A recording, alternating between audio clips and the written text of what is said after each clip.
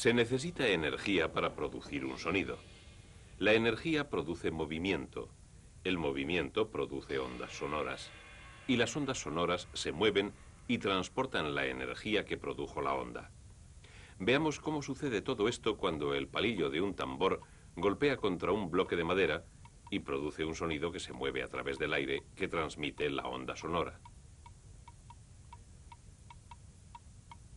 La energía que transportan las ondas sonoras procede del palillo en movimiento. Cada vez que el palillo golpea el bloque, crea una rápida vibración en los materiales de los que están hechos el palillo y el bloque. El palillo y el bloque, al vibrar, empujan moléculas de aire formando ondas. Las ondas se producen cuando unas moléculas empujan a otras moléculas circundantes y rebotan. Cada serie de colisiones comprime ligeramente el aire, de modo que las ondas son en realidad una serie de compresiones que se mueven desde la fuente de las vibraciones.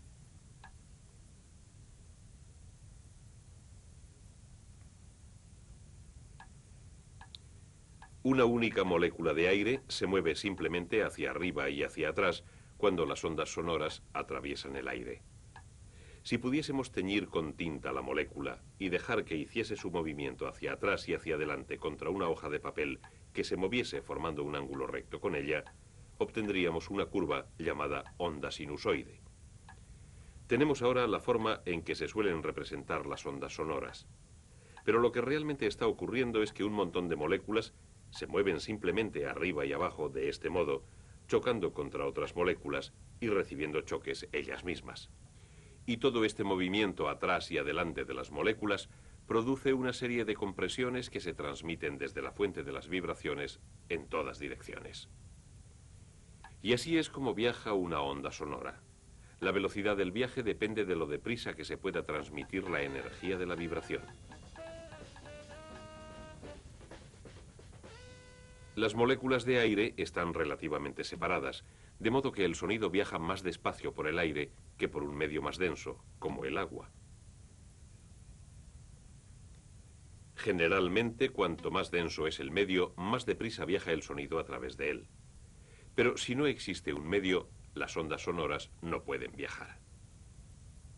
Así que, aunque una onda sonora tuviese la energía suficiente para llegar hasta lo más alto de nuestra atmósfera, como podría ser el caso de la onda sonora producida por la erupción de un volcán, jamás conseguiría salir al espacio exterior. Y las ondas sonoras producidas por la erupción de un volcán en Io, la luna de Júpiter, jamás podrían alcanzar la Tierra. Naturalmente, las ondas sonoras no son sonidos, son solo ondas de compresión en un medio. No somos conscientes de ellas como sonidos hasta que nuestros oídos las reciben. Las ondas de compresión pasan como vibraciones a través de las delicadas partes internas de nuestros oídos.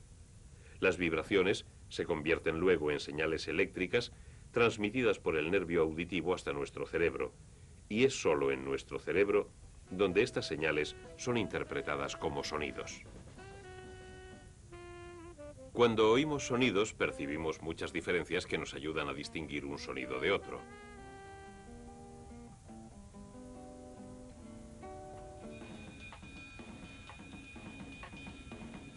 Por ejemplo, algunos sonidos tienen un tono más agudo que otros.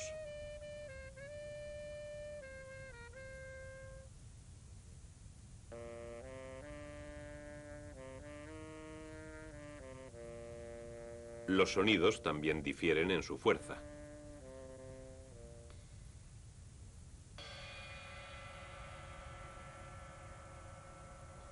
Pero las ondas sonoras en sí mismas no tienen ni fuerza ni tono. Lo que tienen las ondas sonoras es frecuencia y amplitud. Veamos lo que esto significa en términos de una simple molécula de aire. Y añadamos la tinta y la hoja de papel móvil como antes. Ahora, otra vez con el sonido y el papel moviéndose, obtenemos de nuevo la sinusoide. Si añadimos un eje, podremos hacer algunas definiciones. El movimiento de nuestra molécula desde el eje hasta lo más arriba de él que llega y hasta lo más abajo y de vuelta otra vez al eje representa una vibración o ciclo. Así que esto es un ciclo.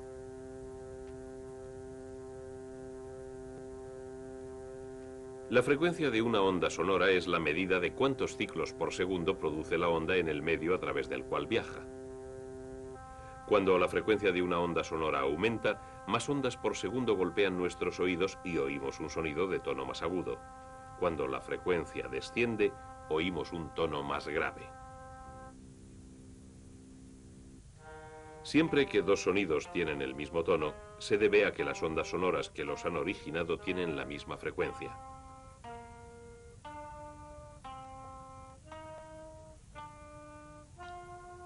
Pero en lo que se refiere al volumen, tenemos que volver a pensar en lo que es una onda sonora, una transmisión de energía. Lo que oímos como diferencias de volumen son en realidad diferencias en la cantidad de energía que se está transmitiendo de molécula a molécula. La distancia a que se mueve nuestra molécula por encima y por debajo del eje imaginario es la amplitud de la onda. La amplitud depende de la energía que produce un sonido. A menor energía, menor amplitud y más suave es un sonido. A mayor energía, mayor amplitud y más fuerte el sonido. Y más peligroso para las partes delicadas de nuestros oídos. Por eso, la gente que trabaja en presencia de fuertes sonidos tiene que protegerse los oídos. Por eso, la gente que escucha música a volumen muy fuerte puede dañarse el oído.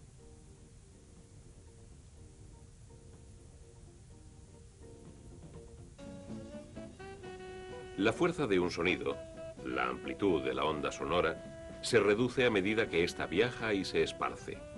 La onda, al expandirse, pierde gradualmente toda su energía, pasándosela a las moléculas del aire que atraviesa. Así que cuanto más lejos viaja una onda sonora antes de que la oigamos, más suave suena. Una onda sonora perderá su energía más deprisa cuando atraviesa un medio que sea más denso que el aire, como el vidrio de una ventana o el material de una pared. El medio que atraviesan las ondas sonoras tiene un efecto sobre ellas, y también lo tiene el material que vibra para producirlas.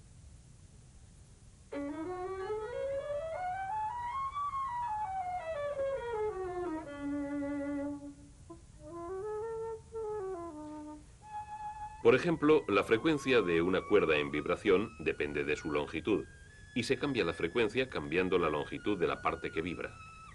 Esto se advierte moviendo los dedos arriba y abajo sobre la cuerda de un violín.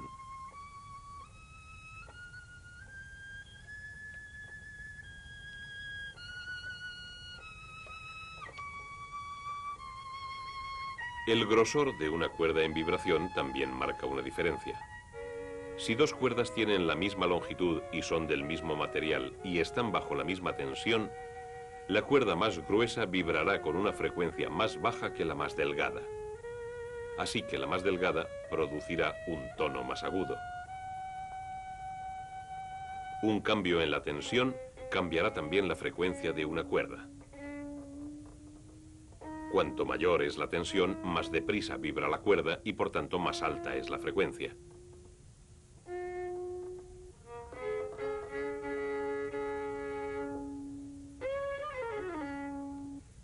En los instrumentos de viento, la sustancia que vibra es el aire que hay dentro del mismo instrumento. En una flauta, por ejemplo, las delgadas corrientes de aire procedentes de los labios del flautista hacen que el aire del interior de la flauta comience a vibrar.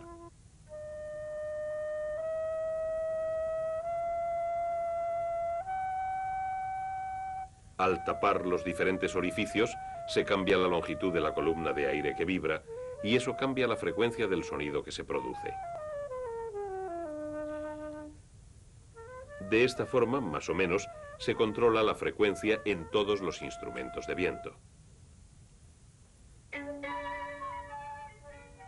Tono y frecuencia, volumen y amplitud, formas de describir los sonidos, formas de distinguir un sonido de otro.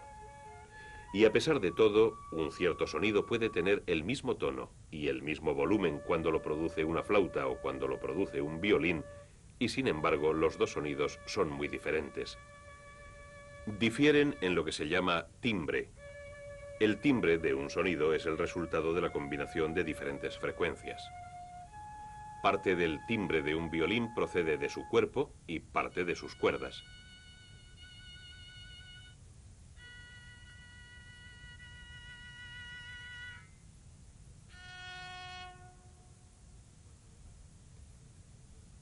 Cuando el arco roza contra la cuerda, ésta vibra de varias formas diferentes. El tono que oímos es una frecuencia fundamental producida cuando vibra la completa longitud de la cuerda.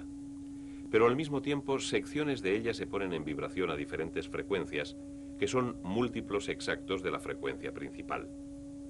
Estas frecuencias adicionales de vibración, llamadas armónicos, dan a las cuerdas su sonido especial. Los puntos que separan cada sección vibrante se llaman nodos. En ellos no se produce ninguna vibración.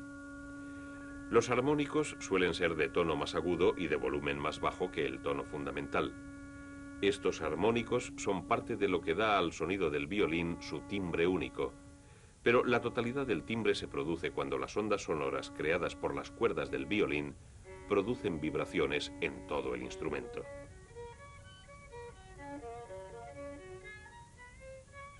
Los materiales de que está fabricado un instrumento añaden valor al timbre de su sonido.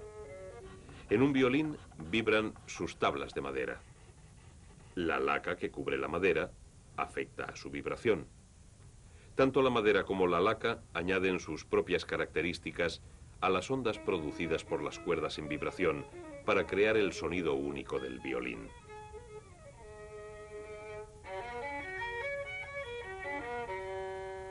Cada fuente de sonido tiene sus propias pautas distintivas de ondas sonoras.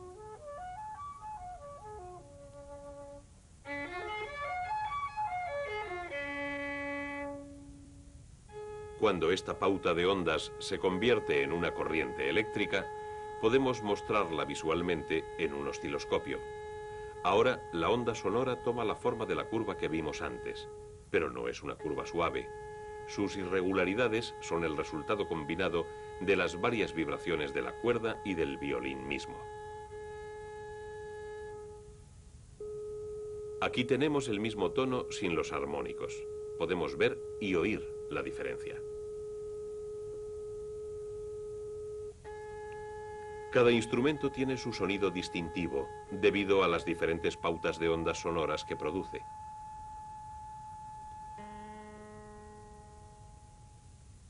De modo que lo que tenemos es una forma de energía transmitida a través de un medio, por unas ondas cuyas variaciones percibimos como diferencias en el tono, en el volumen y en el timbre. Lo que tenemos es sonido.